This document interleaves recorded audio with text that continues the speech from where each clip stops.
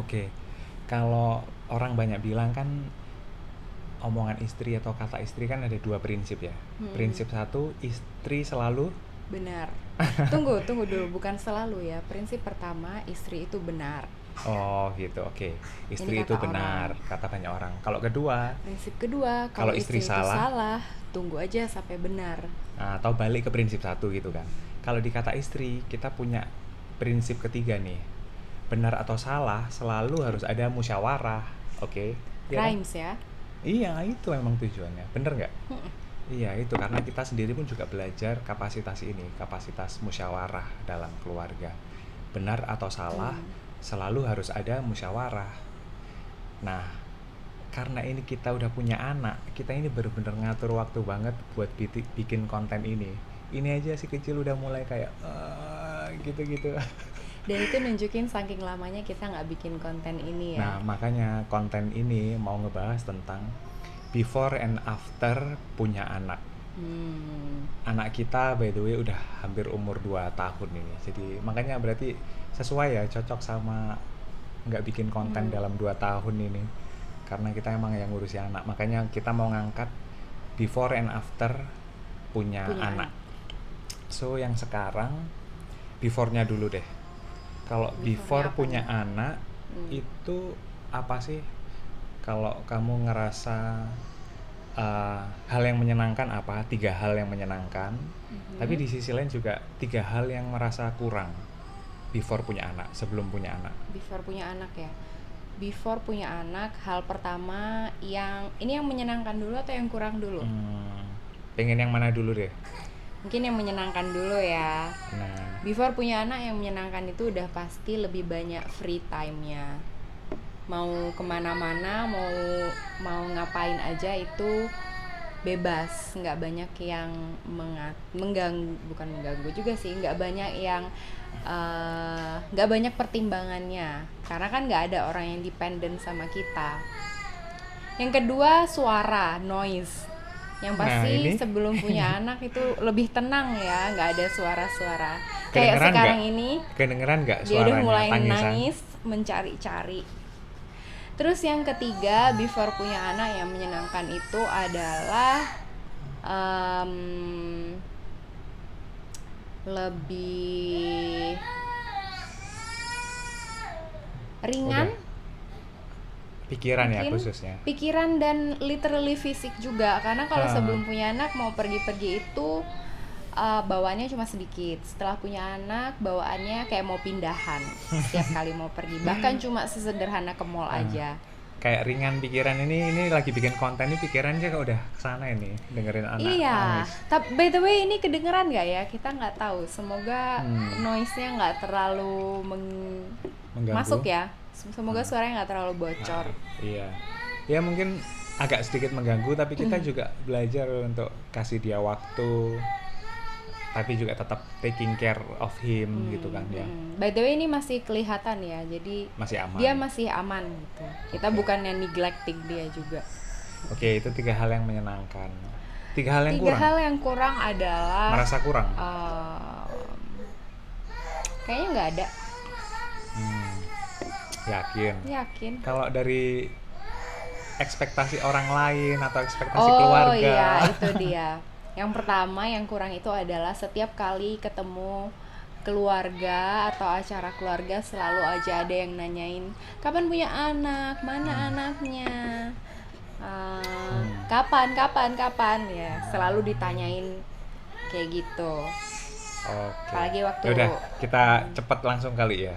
ya. Setelah punya anak, after punya anak, apa 3 hal yang menyenangkan, apa 3 hal yang merasa masih kurang atau challenging? Tapi kan yang before yang nggak menyenangkannya kan baru satu. Katanya tadi nggak ada, terus oh ya satu aja. Katanya harus tiga. Kalau emang masih satu ya nggak apa-apa. Gimana, ada Aku lagi atau coba nggak? pikirkan deh kalau gitu. Kalau tiga ya, yang pertama di Oke. pertemuan Masih keluarga before berarti. selalu ditanyain kapan punya anak. Oke. Terus yang kedua, em, Apa yang sih nggak nih? menyenangkannya itu em, apa ya, rumah nggak terlalu rame gitu. Oh, yang rasa Kayak nggak Sepi ada, ya. nggak kayak kurang hiburan gitu, karena Kurang soalnya anak hidup. kan ya kurang hidup karena anak kan suka bikin apa ya, hal-hal yang kelakuannya dia pasti ada lucunya. Terus yang ketiga mungkin hubungan antara kedua keluarga ya, jadi kayak kalau belum punya anak tuh kayak belum ada Ikatan ikatan yang lebih. kayak bener-bener lebih mengikat gitu antara kedua keluarga. Mungkin itu sih yang lebih Oke, kerasanya. itu yang before ya. Mm-mm. Atau si kecil mau diajak ke sini? Ajak aja lah dulu. Daripada dia gila. Ya, ini langsung prakteknya ya. Kita nggak cuma teori jadinya. Praktek emang bener-bener life before punya anak sama life after punya anak. Ini langsung. Oke. Sebenarnya si kecil ini juga biasa masuk konten istriku karena istriku juga bikin konten kan ya di TikTok. Sebenarnya dia Namanya suka. Mama Alfa. Jadi Suka. ya mungkin dia nongol sedikit di sini. Nggak apa-apa ya. Dia ini juga lagi kurang fit, apa agak pilek. Jadi kemarin habis kita ada kegiatan outdoor terus ketemu banyak orang, jadi emang ada Dan kurang fit. kehujanan. Jadi ya happen. Sorry Selain ya, selain sorry itu kita juga bikin emang konten lagi bentar. musimnya batuk pilek kan, katanya lagi banyak orang batuk pilek, terutama anak-anak kecil. Istriku ini juga bikin konten di TikTok guys. Kalau misalnya nanti kalian pengen mampir, pengen ngelihat konten-kontennya, namanya Mama Alfa ya. Mama Alfa. Mama underscore Alfa. Karena nama anak kita Alfa. Alfa. Di situ aku bikin konten tips-tips membesarkan anak gen Alfa. Karena zaman baru, anak generasi yang baru, cara mendidiknya juga dengan cara yang baru. Very interesting. Oke, kita ngebahas, aku tadi ngomong kalau kita share ini gak cuma teori gitu kan, jadi emang langsung Iya. praktek karena kita emang ngejalani sendiri. Life before punya anak sama life after punya anak. Nah Iya. sekarang after punya anak, 3 hal yang menyenangkan. 3 hal yang menyenangkan after punya anak adalah yang pertama, setiap hari itu selalu ada hal baru yang dipelajari, baik itu dari anaknya sendiri maupun teori atau cara mendidik anak ya, karena setiap hari anak tumbuh kan, jadi setiap fase pertumbuhannya tentu butuh hal-hal baru yang orang tua juga perlu pelajari. Teori maupun praktek ya jadinya Iya. ya, kombinasi. Yang kedua itu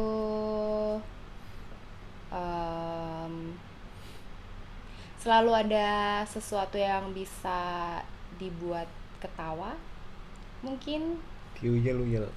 Iya, selalu ada sesuatu yang bisa dibuat ketawa dan digemesin. Karena ya namanya anak kecil, selalu ada tingkah lakunya atau celetukannya yang lucu dan menggemaskan. Apalagi dia udah mau 2 tahun dan lagi mulai banyak pick up a lot of new words. Jadi itu yang bikin lucu juga. Kadang dia bisa mengucapkan kata itu dengan benar, kadang dia bisa mengucapkan kata itu sambil belepotan, menyambungkan beberapa kata, itu juga lucu sih. Itu yang kedua. Yang ketiga yang menyenangkan, apa ya, yang menyenangkan yang ketiga,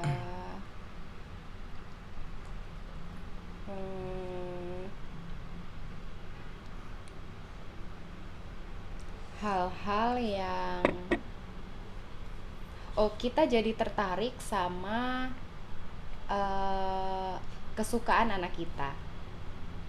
Jadi kayak misalnya kayak Alfa ini suka mobil, suka ngelihat hewan juga. Nah sejak punya anak aku jadi juga tertarik sama mobil-mobil, sama benda-benda, sama jenis-jenis mobil. Jadi juga suka memperhatikan roda jenis mobil tertentu, terus kendaraan-kendaraan lain yang berbagai Mobil apa macam bentuknya. yang dia suka akhir-akhir ini? Ini ya, yang Dia lagi- sampai off-road itu?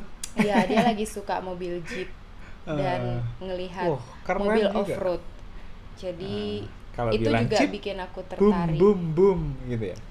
Terus begitu juga papanya kan, Hmm. dia Alfa juga suka binatang, dia suka kucing. Hmm. Nah papanya juga mulai nih lebih Mulai sedikit apa? tertarik sama kucing. Enggak tertarik, aku biasa aja.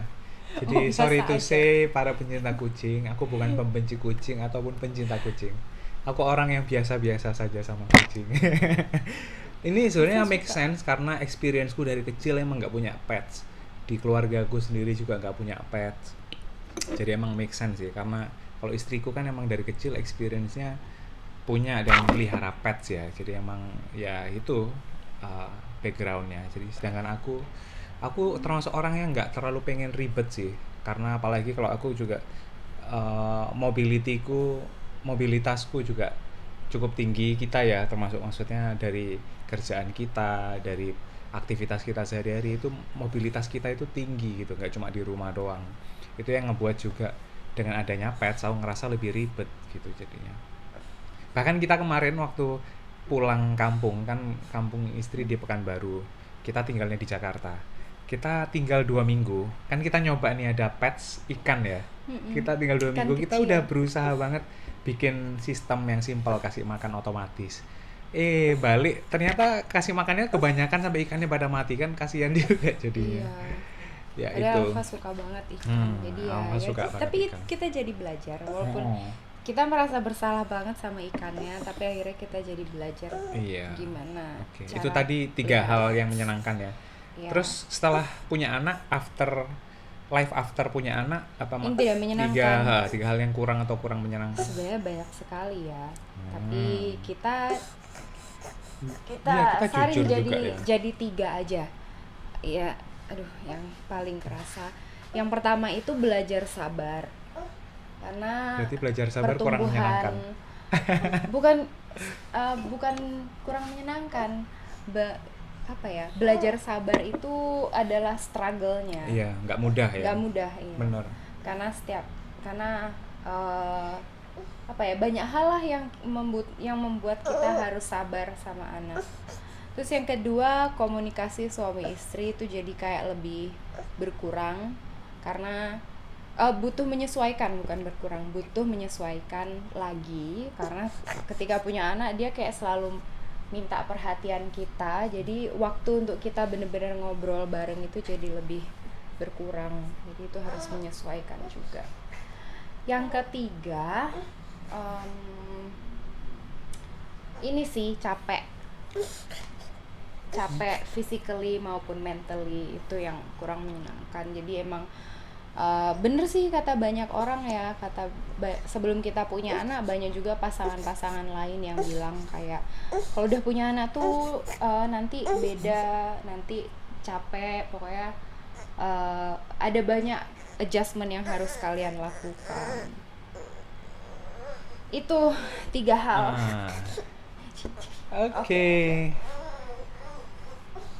Oke, cukup. Itu guys konten kata istri episode 2 yang ngangkat testimoni life before and after punya anak, dan langsung konkretnya anaknya muncul. Itu nunjukin bukti emang bener-bener after punya anak gimana kehidupan kita. Dan apa kata istri, POV istri. Kata Alfa apa? Kata Alfa apa? Oke, see you the next content.